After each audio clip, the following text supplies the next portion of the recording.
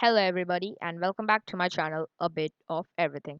Today, I'm going to show you how to blur an image from this to this in PowerPoint. Let's get moving. So basically what you want to do first is click on the image, then go to format, then go under artistic effects, scroll down and then choose the fifth photo on the second row, and then it will get blurred just like that. Isn't that easy? But spoilers, I'm going to show you a video in which you can blur a specific area in the next week. Anyway, thanks for watching, and don't forget to like, share, subscribe and comment, because if you don't do that I can't run the channel. Anyway, see you next time. Stay home and stay safe. Bye for now.